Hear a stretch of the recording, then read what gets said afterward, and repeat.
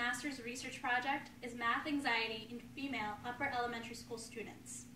I will be discussing the possible causes of math anxiety and what can be done in order to alleviate math anxieties in students and teachers of all genders.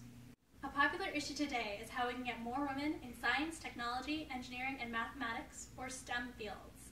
STEM careers are often some of the most well-respected, highest-paying, and secure jobs in the market today.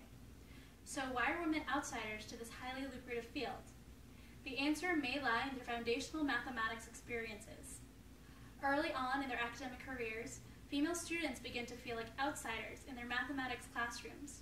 They begin to think of math as a subject to be dreaded, which in turn makes them perform at a lower rate of achievement than their male peers.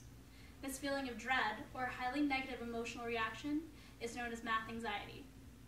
Math anxiety is an adverse emotional reaction to math or the prospect of doing math. This heightened sense of anxiety can hinder the calculations of numbers and problem solving. Higher rates of math anxiety is significantly related to lower rates of self-efficacy, lower self-confidence, and lower math performance. A greater rate of anxiety has also been identified as a major factor in blocking students' reasoning, memory, understanding of general concepts, and appreciation for math. Researchers estimate that 2/3 of Americans are affected by math anxiety. Math anxiety is a problem in many classrooms. Students in as early as first grade begin to feel math anxiety. Both male and female students are affected by math anxiety. However, it is important to note that female students are more acutely affected by it. Another finding of interest is that even when male and female students achieve similar performance on mathematics assessments, female students will feel less pride and happiness regarding their highly rated work and will feel a greater sense of hopelessness and shame over their lower rated work. Gender stereotyping and stereotype internalization may be a key factor as to why female students and teachers are more affected by math anxiety than their male counterparts. Gendered stereotyping is the act in which one prescribes an action or way of thinking simply based on one's gender. Stereotype internalization, however, is the act of accepting a gendered stereotype as a given about oneself that cannot be changed.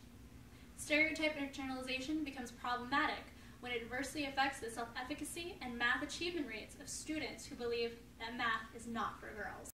Researchers suggest that the math anxiety of female teachers may also be a factor in the math anxiety of their female students. The greater the rate of math anxiety felt by a female teacher, the more likely it is for the female student to believe that the stereotype of boys are good at math and girls are good at reading. The female students who believe in that stereotype have a greater adverse effect on their math performance than female students who do not ascribe to that negative thinking. Male students are not affected by their female teachers' math anxiety because students are more likely to adopt the behaviors and beliefs of same-gender adults rather than opposite-gender adults. However, that is not to say that students will blindly mimic whatever their same-gender teacher is doing.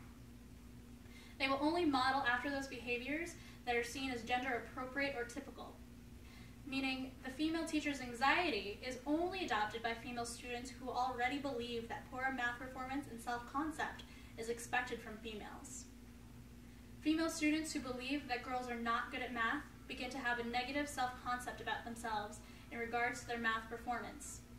This begins a downward cyclical effect. Believing that you are capable of doing something is the first step of being able to perform that task. This sounds like an anecdote from an inspirational movie, but there is evidence that self-concept and self-efficacy are both important factors in achievement. These three factors are positively related. The greater one's self-concept and self-efficacy, then the greater the rates of achievement will be. Math achievement is an important part of overall academic and career performance. In order to help students alleviate their math anxiety, changes in the classroom can be made.